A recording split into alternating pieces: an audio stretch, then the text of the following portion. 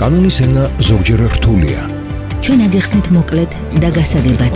ყოველ სამუშაო დღეს იუსტიციის სასწავლო ცენტრი და რადიო იმედი წარმოგიდგენთ ერთობლივ რუბრიკას კანონი მარტივად. თეა პერტაიასთან ერთად. იცოდეთ, დაიცავით, დაიყავით დაცული. გამარჯობა, გაგიმარტივებთ კანონს და აგიხსნით რა განსხვავებაა ხელშეკრულების შეწყვეტასა და ხელშეკრულებიდან გასვლა შორის სამოქალაქო კოდექსის მიხედვით. ხელშეკრულების დადებას ყოველთვის თანახლავს გარკვეული რისკი, რაც შესაძლოა დაკავშირებული იყოს ვალდებულებების დარღვევასთან ან გარემოებების შეცვლასთან, რაც ერთ ან ორივე მხარე ზოგჯერ არახელსაყრელ პირობებში აყენებს. შესაბამისად, აუცილებელია ვიცოდეთ მეტი სახელშეკრულებო სამართალზე და ვიყოთ დაცულები. დავიწყოთ ხელშეკრულების შეწყვეტის საკითხის განმარტებით.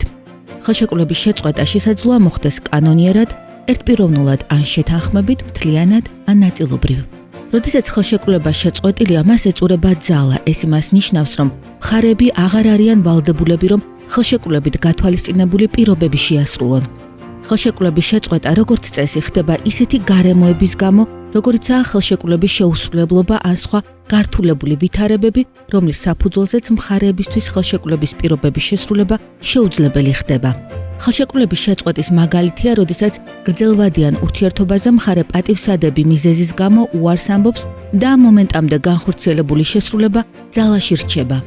მარტივად რომ გავიგოთ, უფრო კონკრეტულ მაგალითსაც გაგიზიარებთ. ბინის ქირავნობის ხელშეკრულების მოშლა გამქირავებლის ინიციატივით არ იწვევს გადახდილი ბინის ქირის უკან დაბრუნების ვალდებულებას. სწორედ აქ გვაქვს ხელშეკრულების შეწყვეტა. ახლა გავიგოთ რა ხდება ხელშეკრულებიდან გასვლის დროს.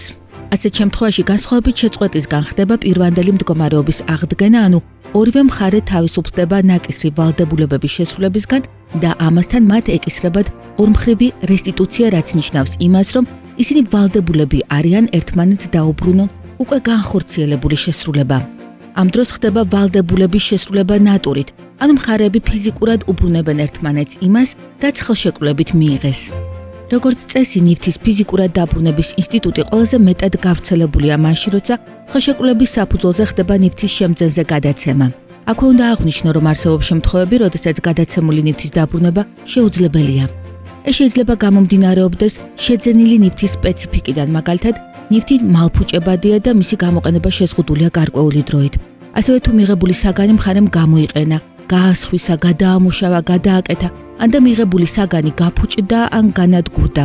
მაგალითად, ნივთი გაატყდა ან სხვა მიზეზის გამო შეუძლებელი გახდა მისი დანიშნულებისამებრ გამოყენება. მხარებმა წინასწარ დეტალურად უნდა განსაზღვრონ მათი უფლებები და მოვალეობები, როგორც ხელშეკრულების შეწყვეტის, ასევე ხელშეკრულებიდან გასვლის დროს, რათა თავიდან აიცილონ გაუგებარი და ბუნდოვანი დათქმები და ზოგიერთ შემთხვევაში მის საფუძველზე დაწყებული სასამართლო დავები. იცოდეთ, დაიცავით და იყავით დაცულები.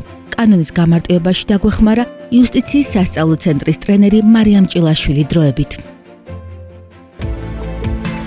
კანონის ენა ზოგჯერ რთულია. ჩვენ აგეხსნით მოკლედ და გასაგებად. ყოველ სამუშაო დღეს იუსტიციის სასწავლო ცენტრი და რადიო იმედი წარმოგიდგენთ ერთობლივ რუბრიკას კანონი მარტივად. თეა პერტაიასთან ერთად. იცოდეთ, დაიცავით და იყავით დაცული.